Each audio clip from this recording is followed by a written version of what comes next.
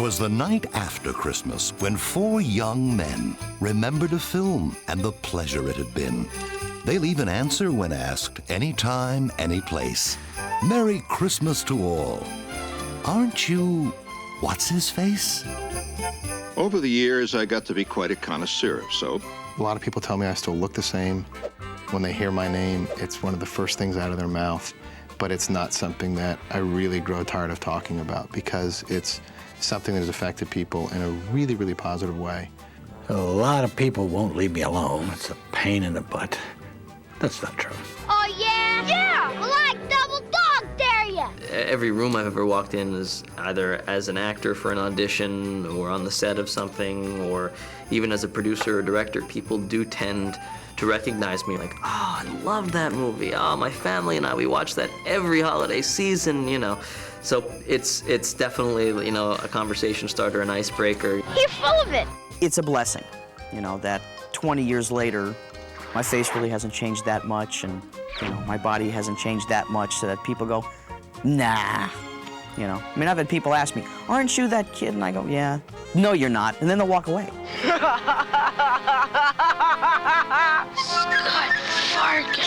Sometimes during the Christmas season, if I'm in a gathering of people, I will see their eyes kind of click, click, click. Oh, Yahtzee! And they'll figure out that I'm the bully from A Christmas Story.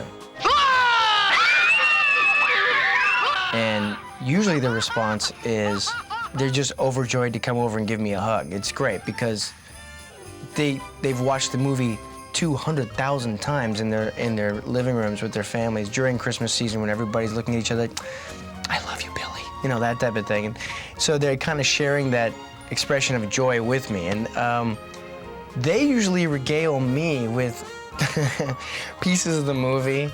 They start quoting all the lines from the film. They start telling me that I had yellow eyes in the movie. He had yellow eyes, so help me God, yellow eyes. Which I did not. Usually they whip out a cell phone and have me call most of their family, which is hilarious. You're like, oh, Judy, you won't believe it. No, okay, wait. Remember the bully from A Christmas Story? Yeah, he's right here. No, I'm not lying. Okay, say hi to my wife. You know, and it's great because I'm like, hello, Judy. Hi, how are you? How's Christmas treating you? So what'd you get? You know, I end up being like, well, great. Well, if I'm in town next time, I have to give you, yeah, I'd love to go out to IHOP. That would be great. Let's go grab a Grand Slam. That sounds super. Their town is a tinsel. Their business is show, with agents and trailers and groupies. Although even actors, it seems, are like me and you, with stories of Christmases and St. Nicholas's, too. Christmas was on its way. Lovely, glorious, beautiful Christmas. Christmas was always the day in the Billingsley family. There was 5 kids. Myself and my brother both worked as actors. I was gone a lot of the time, but the one time that my mom put her foot down that we all had to be there was Christmas. So it was really one chance for the whole family to spend a good 3 or 4, 5 days together. And it was, we would do Christmas Eve dinner. So we didn't do the Christmas night dinner, and we would have lamb Christmas Eve. And then my mom demanded that we all sat in front of the fire. We'd read Christmas carols. Then those that wanted to go to church would go to church. And then everyone would meet back at the fireplace at midnight and read 'Twas the Night Before Christmas. Brandy, come on! Get up, Brandy! And then just like in A Christmas Story, you know, we were up as kids at the crack of dawn, tearing through the stockings, opening up gifts, and Mom and Dad are coming down, you know, rubbing the eyes. I had the exact Christmas dinner that they have in the film. We are going out to eat. We had Chinese restaurant, Christmas dinner. You know, they didn't try to sing to us or anything. No. Not ra, ra, ra, ra, ra, la, la, la, la, la. I once was at a restaurant in New Hampshire, and we heard across the way people talking. Sounded like dialogue from Christmas Story. You good boy, show Mommy how to fit easy. And we looked up over the booth, and there was a family of 4, mother, father, 12-year-old, 9-year-old, and they were acting out Christmas Story. Every word, every scene, the whole movie. Fragile. It must be Italian. It was a tradition. The restaurateur told us, the maitre d', his family came every year. Christmas Eve, had that dinner and sat around and told the Christmas story. They take trips to see Santa and his jolly old elves. And they laugh when they see him, in spite of themselves. What an odd tradition. What a strange thing to see. To make demands of a stranger as you sit on his knee. Hey, kid! Just where do you think you're going?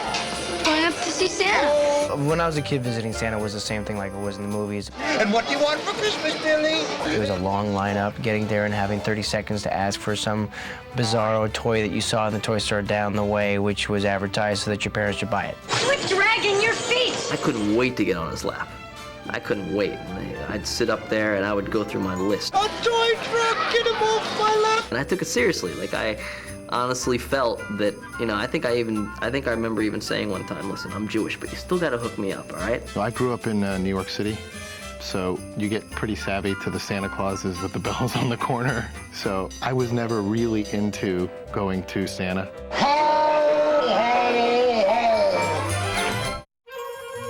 The set had the fanciest window displays, Red Ryder and Santa and miniature sleighs.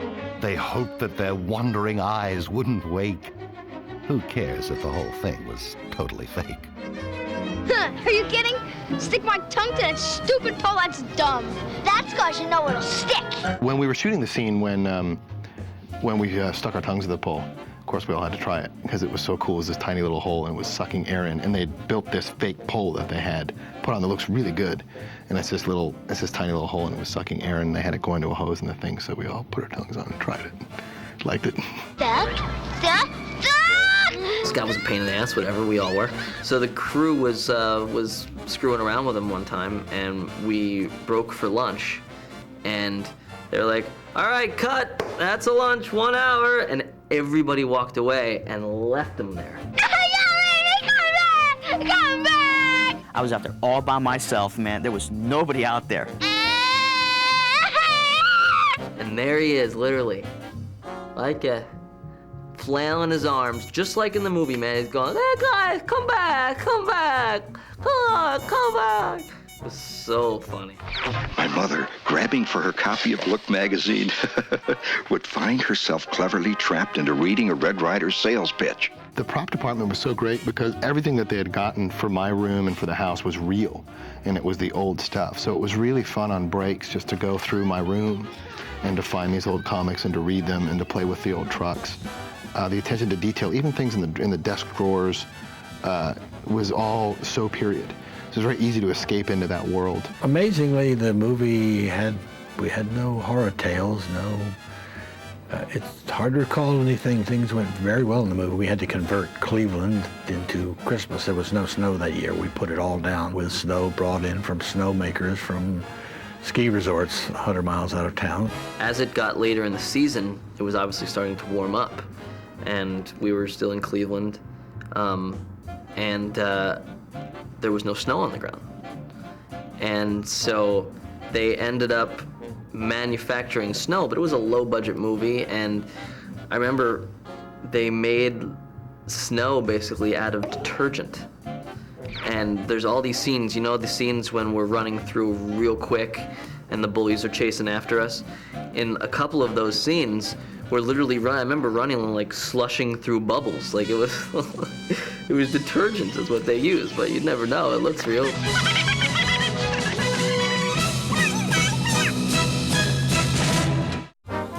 Oh, the children had trouble reciting their lines, while visions of fishnets danced in their minds. A pivotal prop had each actor's attention, their 8-year-old thoughts too scandalous to mention. Would you look at that? Oh man, I love the leg lamp.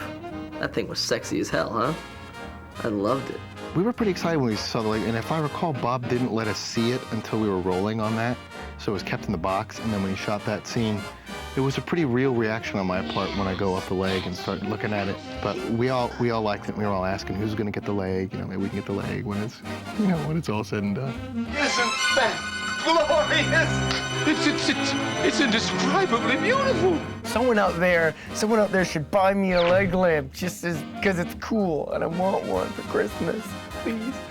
No, I never had one, but I thought it was a really absurdly sexy gift for somebody to get. Back in the hotel, the kids caused such a clatter. They'd pull off a prank and then simply scatter. For what is a child to do without toys? Nothing too wicked.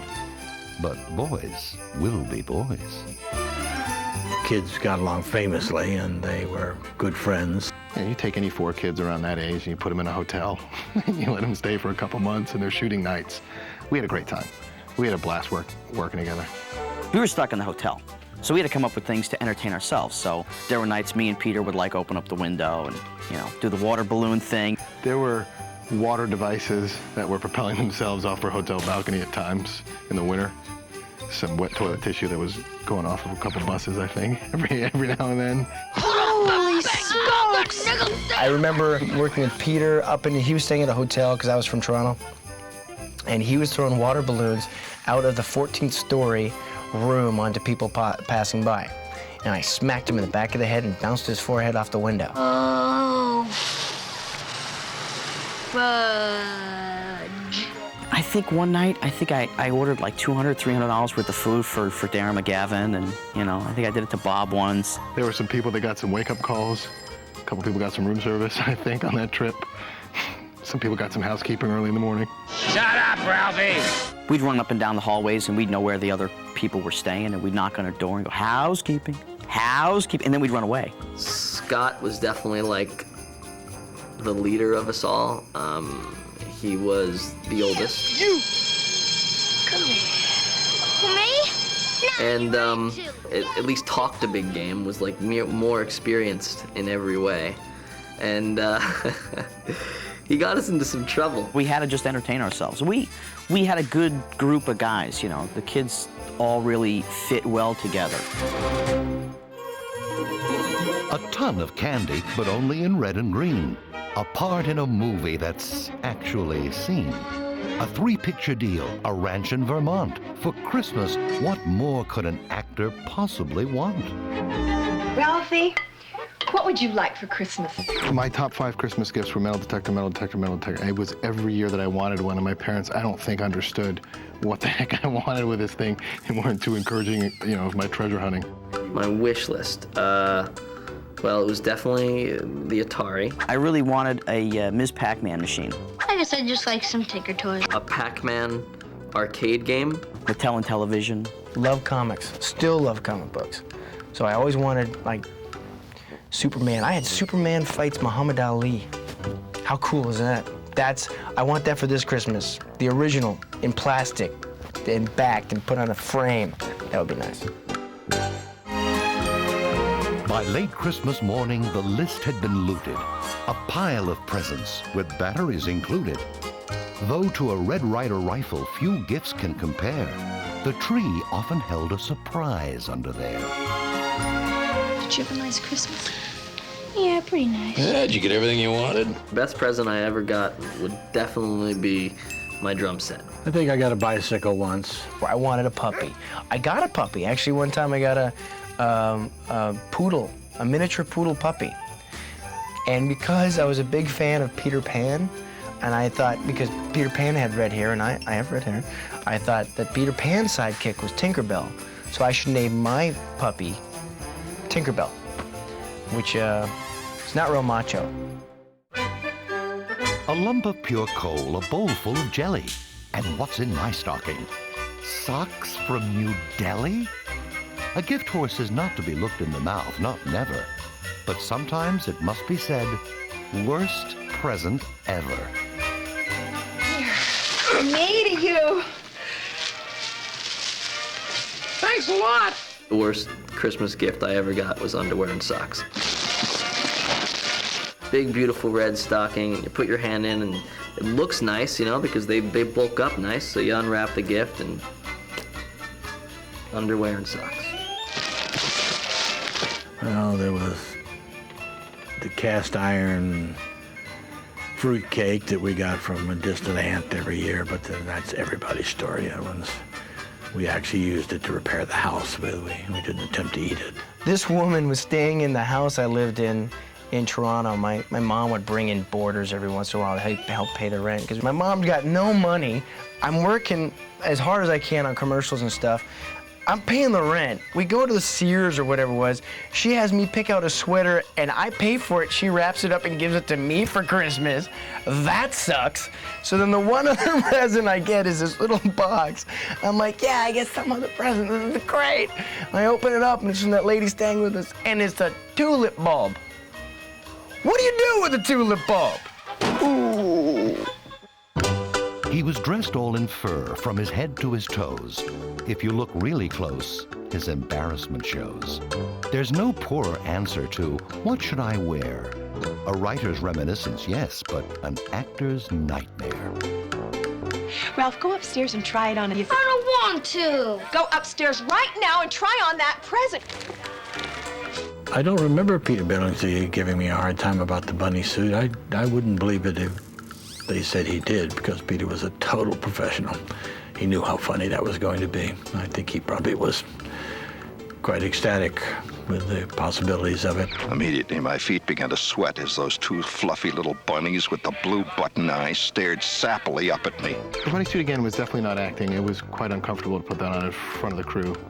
As a 13-year-old guy, you know, that was a little bit rough.